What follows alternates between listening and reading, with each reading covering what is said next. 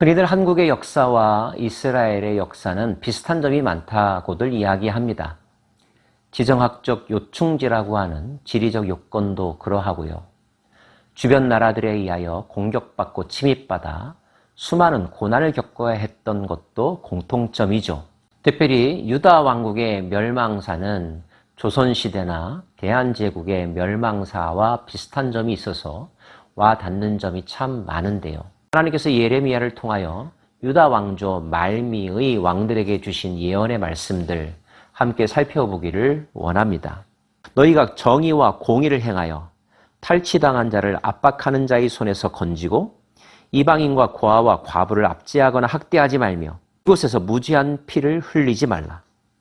너희가 참으로 이 말을 준행하면 다윗의 왕위에 앉을 왕들과 신하들과 백성이 병거와 말을 타고 이 집 문으로 들어오게 되리라. 그러나 너희가 이 말을 듣지 아니하면 내가 나를 두고 맹세하노니 이 집이 황폐하리라. 하나님이 무엇을 좋아하시는지 단지 하나님께 제사드리고 하나님을 예배하는 행위만이 아니라 하나님의 뜻, 하나님 나라의 원칙, 정의와 공의를 행하는 것, 압제당하는 자를 돌보는 것, 소외자들, 힘이 없는 자들을 보살피는 것, 무지한 피를 흘리지 않는 것, 이것이 하나님 나라의 사회 규범이며 현상인 것을 알 수 있습니다. 그렇게 한다면 하나님은 그 나라를 지켜주실 거라는 거죠. 위기를 겪는다 할지라도 회복시켜 주실 거라 말씀하십니다. 그런데 그렇게 하지 않는다면 다시는 회복될 수 없으리라. 내가 반드시 너로 광야와 주민이 없는 성읍을 만들 것이라. 나에게 소중했고 내가 자랑스럽게 여겼던 존재이지만 그 자랑스러움에 걸맞지 않는 삶을, 행동을 계속한다면 결국 이 도시는, 이 백성들은 멸망하게 될 것이라. 내가 너를 파멸할 자를 준비하리니 그들이 각기 손에 무기를 가지고 내 아름다운 백향목을 찍어 불에 던지리라. 아주 강력한 회초리로 치시겠다는 뜻입니다. 그들이 하나님에게 회초리 받을 때 주변에서 모든 과정을 바라보던 사람들은 수근거리고 물어볼 거라는 거죠. 아니, 어째 하나님이 그의 백성들을 이렇게 하실 수 있단 말인가? 그가 높이셨던 그 나라를 왜 낮추시는가? 그리고 그들은 답을 스스로 찾는다 하십니다.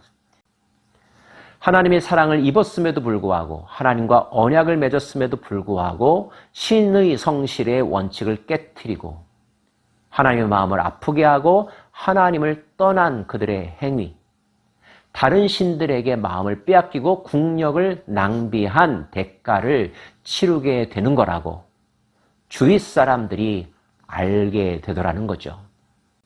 다 아는데 정작 본인만 원인을 모르고 실패의 이유를 모르는 것.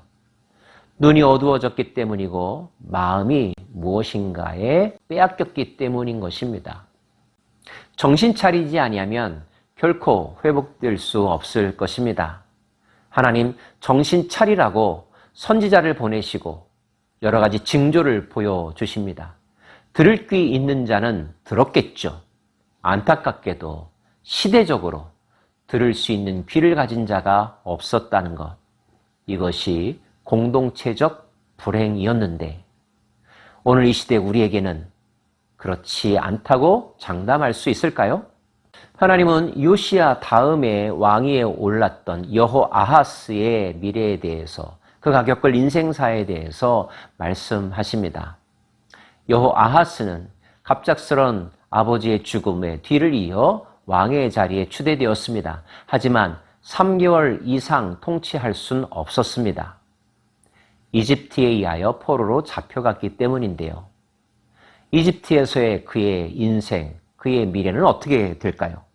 그가 이곳으로 다시 돌아오지 못하고 잡혀간 곳에서 그가 거기서 죽으리니 이 땅을 다시 보지 못하리라. 왕의 자리에 등극했음에도 불구하고 나라를 다스리지 못하고 다른 나라의 포로로 끌려갔다는 것. 그리고 다시는 조국으로 돌아오지 못하고 타향에서 죽음을 맞이해야 했다는 것. 얼마나 불행한 일입니까? 그 다음 왕의 삶은 어떠할까요? 이집트는 여호아하스를 잡아간 대신 새로운 왕을 세울 것을 요구합니다. 그래서 왕의 자리를 계승한 사람은 여호야킴입니다. 요시아의 아들인데요. 여호야킴은 11년 동안 왕좌에 앉을 수 있었습니다. 하지만 그의 통치는 하나님 보시기에도 정치 리더십의 관점에서도 옳지 못했습니다. 불의로 그 집을 세우며 부정하게 그 다락방을 지으며 자기의 이웃을 고용하고 그의 품삯을 주지 아니하는 자에게 화 있을진저. 여호야킴 왕을 두고 하는 말입니다. 그는 백성들이 가난과 고난에 처해 있음에도 불구하고 백성들을 살피는 일에 앞장서기보다는 자기의 만족과 쾌락과 자기의 안녕을 위해 힘썼던 사람이었습니다. 심지어 경제, 노동력을 착취하면서까지 자기 궁정을 가꾸는 일에만 힘을 쏟았죠. 불의한 왕이었습니다. 그의 두 눈과 마음은 탐욕과 무지한 피를 흘림과 압박과 포악을 행하려 할 뿐이니라. 하나님의 판단이었습니다. 결국 그런 왕은 어떻게 될까요? 아무도 슬퍼하지 않는, 아무도 긍휼히 여기지 않는 최후를 맞이할 거라 말씀하십니다. 그는 끌려 예루살렘 문 밖에 던져지고 나귀같이 매장함을 당하리라. 여호야킴은 바벨론에 의하여 포로로 잡혀가게 됩니다. 왕이 포로로 잡혀가고 죽음당한다면 그 나라 백성들, 그 땅은 더더욱더 황폐해지겠죠. 하나님은 예루살렘을 의인화하면서 이렇게 말씀하십니다. 예루살렘아, 너는 레바논에 올라 외치며 바산에서 내 소리를 높이며 아바림에서 외치라. 레바논, 바산, 아바림은 예루살렘의 북쪽, 북동쪽, 남동쪽에 있는 산맥들, 지명들입니다. 한때 예루살렘과 좋은 관계를 맺기도 했던 곳들이었는데요. 이곳들이 다 멸망했다는 것을 알게 될 거라는 거죠. 그렇다면 유다의 멸망도 대세일까요? 대세가 아니라 너의 죄 때문이라고 말씀하십니다. 내가 어려서부터 내 목소리를 청종하지 아니함이 내 습관이라. 내 목자들은 다 바람에 삼켜질 것이요 너를 사랑하는 자들은 사로잡혀 가리니 그때 내가 반드시 내 모든 악 때문에 수치와 욕을 당하리라.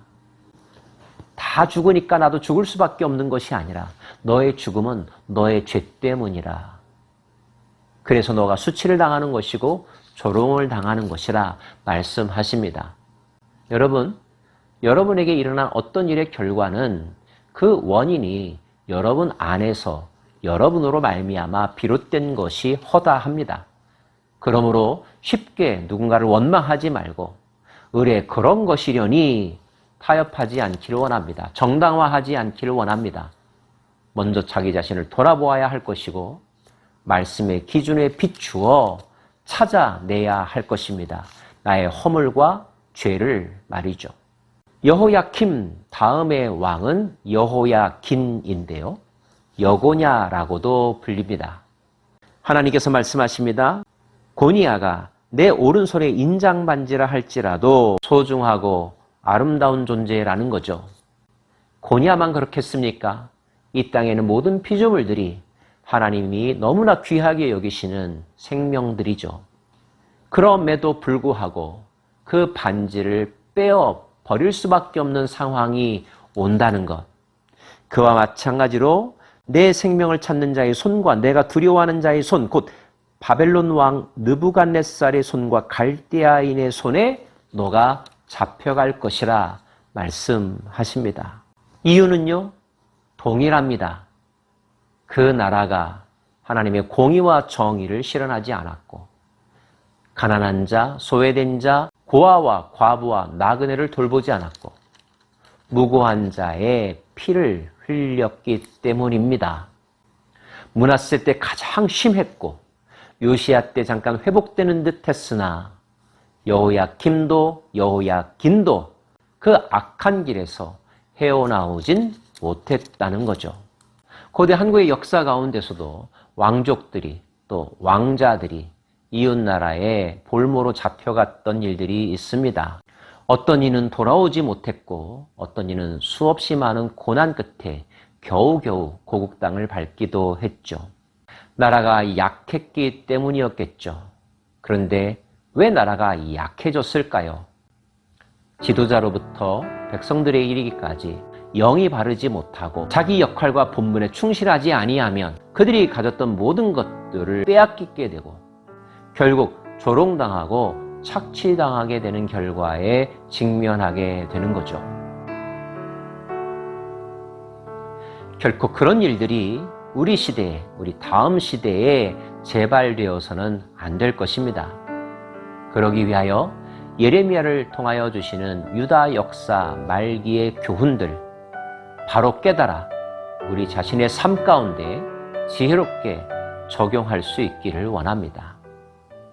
기도하십시다.